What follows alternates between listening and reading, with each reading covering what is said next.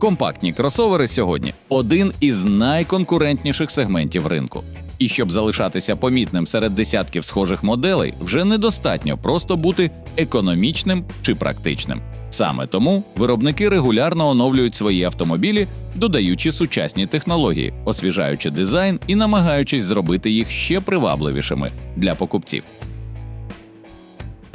Саме таким шляхом пішла і Kia, представивши оновлений Niro.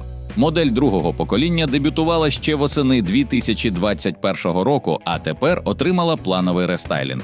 Автомобіль став сучаснішим ззовні, отримав оновлений салон, нові технології та низку покращень.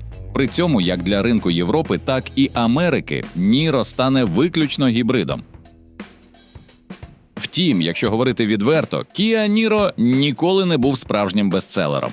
Його продажі помітно поступаються популярнішим моделям бренду, хоча останнім часом вони все ж демонструють невелике зростання. Схоже, саме тому в Kia вирішили не чекати, а зробити модель більш привабливою. І зовні, і з точки зору оснащення, наблизивши її до старших кросоверів марки. То що саме змінилося в оновленому Kia Niro? Які нові рішення підготував виробник і чи вистачить цих змін, щоб кросовер став ще привабливішим для покупців? Давайте розбиратися.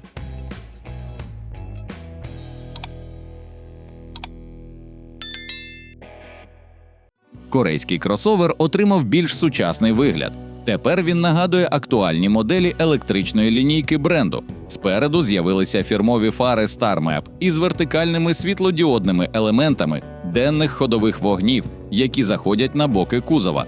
Між ними розташована тонка декоративна решітка, а нижче – великий двосекційний повітрозабірник із широкою пластиковою окантовкою. Ззаду зміни теж помітні. Тут встановили інші двері багажника, оновили малюнок ліхтарів, він став більш об'ємним, а також переробили бампер. Профіль автомобіля тепер виглядає трохи більш виразно. Нові пластикові накладки на арках та понизу дверей створюють натяк на позашляховий характер, але це радше дизайнерський прийом, ніж заявка на серйозне бездоріжжя. Нові 18-дюймові колісні диски із новим малюнком додають автомобілю динамічнішого вигляду, хоча у базових версіях залишаються 16-дюймові колеса. Також для кузова додали нові варіанти кольорів – сріблястий та бежевий. При цьому самі розміри автомобіля після рестайлінгу майже не змінилися. Довжина збільшилася всього на 10 мм до 4430, а решта залишилася без змін. Ширина 1804, висота 1524, а колісна база становить 2720 мм, кліренс – 160 мм, а споряджена маса – 1455 кг. Щодо підвіски, спереду використовуються стійки Макферсон, а ззаду незалежна багатоважелева конструкція. Хоча інженери при цьому попрацювали над шасі. Підвіска переналаштована з акцентом на плавність ходу та зниження шуму в салоні. Водночас, як зазначають у компанії, зміни забезпечили більш плавне водіння. Новий кросовер буде доступний лише з гібридною установкою. Дорестайлінгова версія, нагадаємо, була ще й у вигляді підключаємого гібрида та повноцінного електрокара. В основі ж звичайного гібрида залишився знайомий атмосферний двигун об'ємом 1,6 літрів, який розвиває 105 сил і 144 ньютон-метрів крутного моменту. У парі з ним працює електромотор потужністю 44 сили, вбудований прямо в шестиступеневу роботизовану коробку передач з подвійним щепленням. У результаті вся система видає 139 сил та 265 ньютон-метрів крутного моменту. Живить електромотор компактна літій-іонна батарея ємністю 1,3 кВт-години. За заявленими даними, витрата палива у передньопривідного кросовера складає всього 4,4 літра на 100 км у змішаному циклі. При цьому розгін до 100 км на годину займає 10,7 секунд, а максимальна швидкість обмежена на позначці 175 км на годину.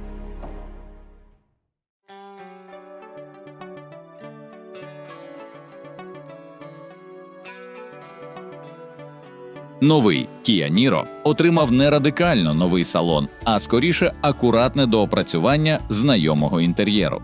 Тут з'явилося інше кермо, а головною зміною став панорамний вигнутий дисплей. У дорожчих версіях встановлюють два екрани по 12,3 дюйма. Один відповідає за панель приладів, другий – за мультимедійну систему. У базових же комплектаціях перед водієм компактний 4-дюймовий дисплей. Мультимедійна система Kia Connected отримала оновлений інтерфейс і підтримку оновлень по повітрю, тобто без необхідності їхати до сервісу для встановлення нових функцій. Також виробник освіжив матеріали оздоблення салону.